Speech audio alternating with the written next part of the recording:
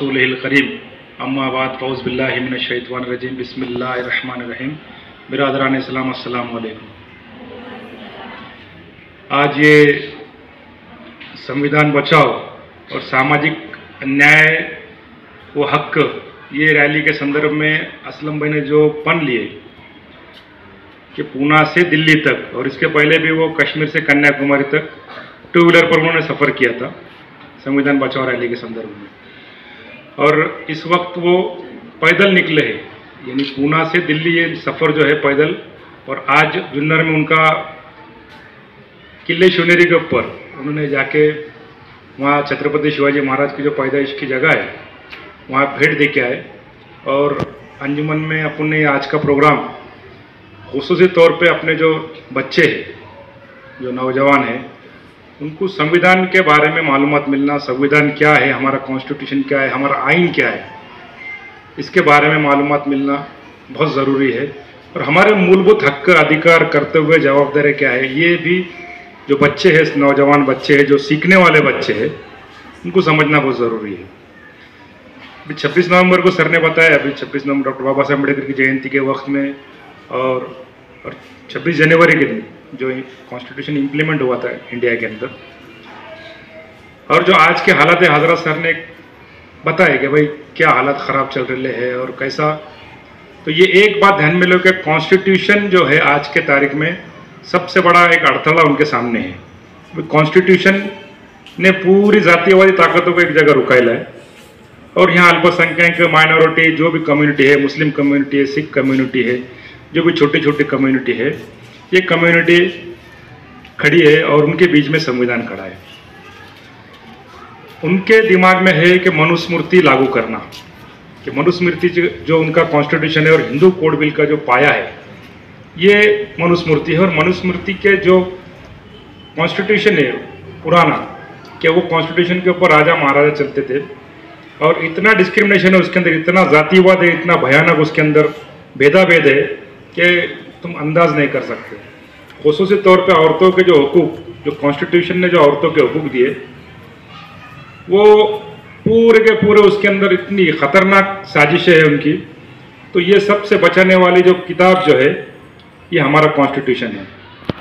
और कॉन्स्टिट्यूशन की मालूमात अपने बच्चों को होना ये बहुत ज़रूरी है। और कॉन्स्टिट्यूशन के अंदर भी जो सेक्शन 25 अभी जो सर ने बताए और जो असलम में बताने वाले सेक्शन 28, सेक्शन 25 क्या बोलता है कि धर्म स्वातंत्र। धर्म स्वातंत्र क्या है कि रिलीजियस फ्रीडम। मैं मुसलमान हूँ, मेरा नाम ज़मीर खान है, मेरे अब्बा का नाम अफजल खान है। अफजल खान इतिहास के अंदर विलन है उनके,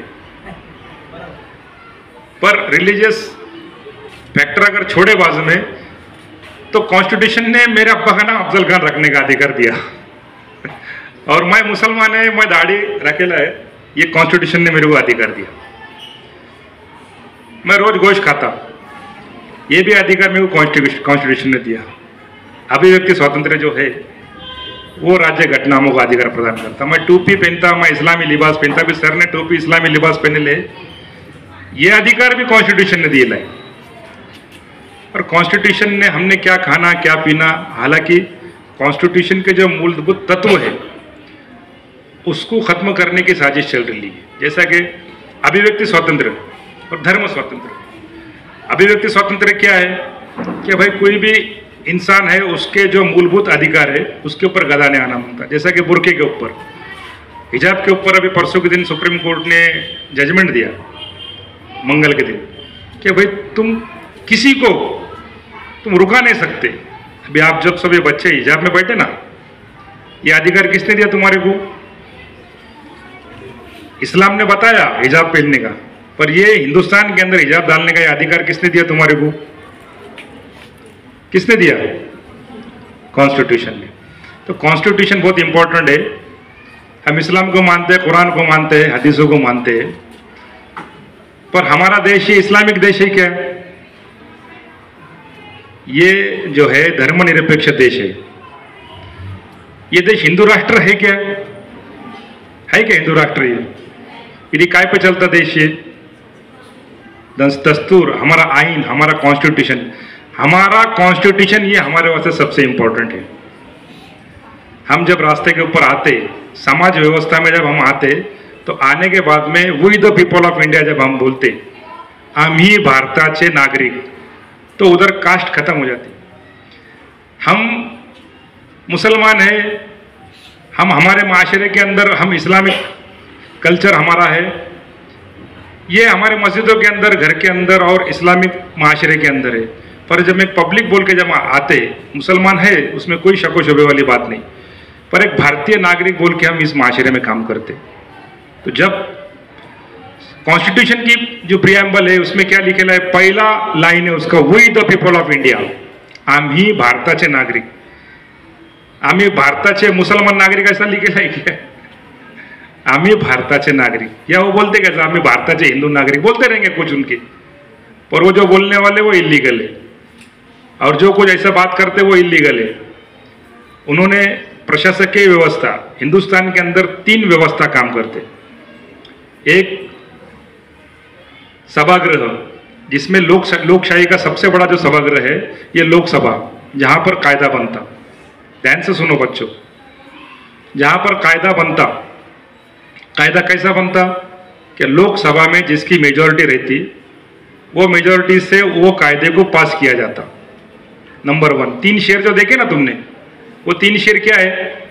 पहला है लोकसभा का सभागृह।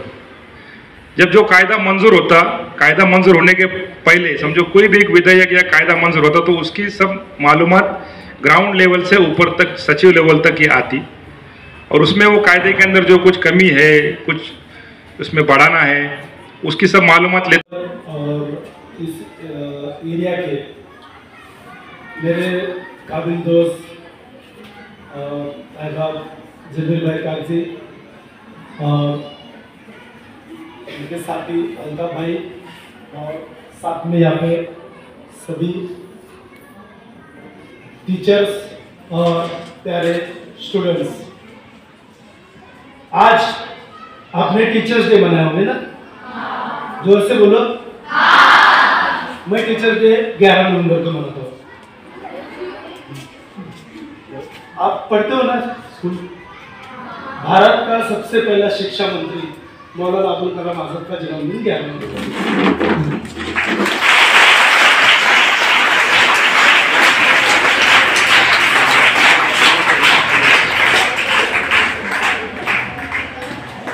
मैंने जैसा 11 नवंबर को मनाता हूँ तो आप शॉक हो गए ना?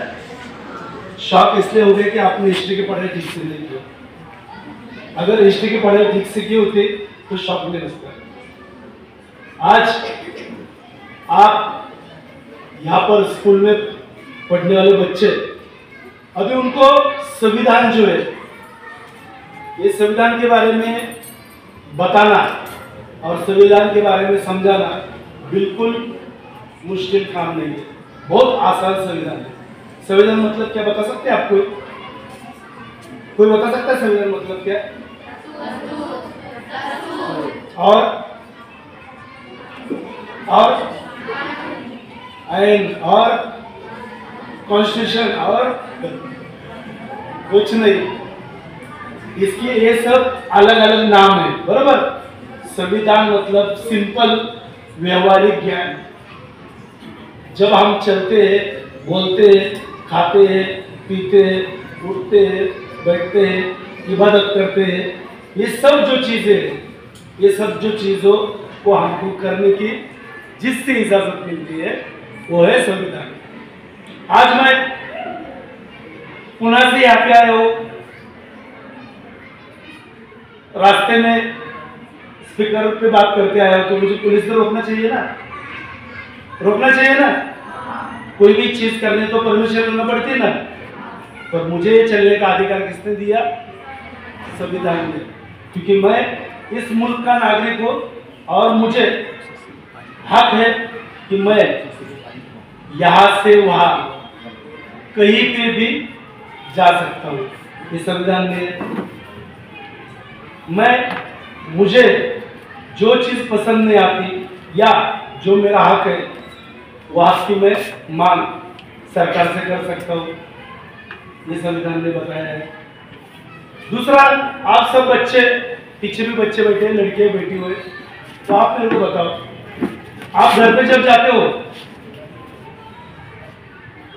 डेली टाइम रहेगा आपका 5 बजे 5:30 बजे, हाँ 4:30। किसी दिन घर पे 5:30 बजे गए तो घर वाले क्या करते? जोर से क्या पूछते? तो मतलब ये क्या हो गया? घर वाले आपको पूछते, मतलब आपकी वो फिक्र करते हैं। वैसे ही हमारे देश की फिक्र कौन करता है? कौन करता है? मतलब अभी आपके समझ में आ गया कि वो कितना इजी है, क्योंकि आप संविधान को अगर हर बात में पकड़ोगे तो आप पढ़ नहीं पाओगे, बहुत इजी। तो मैं संविधान के बारे में ज्यादा बात नहीं करूंगा। आप जैसी एक छोटी सी बच्ची मेरे साथ चल रही है, पता है आपको? वो वहां पे बैठी है। तो आपको मैं पहले यात्रा के बारे में बताता हूँ, फिर उसके बाद हम दूसरी बातें करेंगे। आप मुझे सवाल पूछेंगे सब लोग, जो भी आपके मन में आए मैं उसका जवाब दे दूंगा। अब ये जो यात्रा जो है, ये यात्रा है हमारे हक के लिए। हक क्या है? हमको आगे पढ़ना चाहिए, हमको अच्छी सरकारी नौकरी मिलनी चाहिए।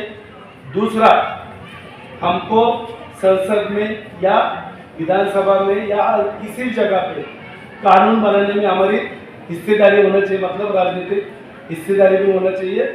और साथ साथ आप सब लोग जब 18 साल के ऊपर के हो जाएंगे तो वोटिंग देने का राइट आएगा ना, वैसे ही आपको उसके अंदर भी आरक्षण मिला हुआ है, वो तुरंत लागू हो जाए। उसके साथ संविधान का जो आर्टिकल 32 में, उसके बारे में बताऊंगा, सिर्फ इतना बताऊंगा, ये आपके पूरे मूलभूत अधिकारों का जो हिफाजत करता है वो आर्टिकल 32 है। वो 32 इंडिया के सभी कोर्ट में लागू हो, ये हमारी डिमांड है। लास्ट ईयर दिसंबर में वो बिल आ भी गया था, पर कुछ कारणवश वो बिल लग नहीं सका, पर इंशाल्लाह 8 दिसंबर को हम वो बिल लागू करके रहेंगे।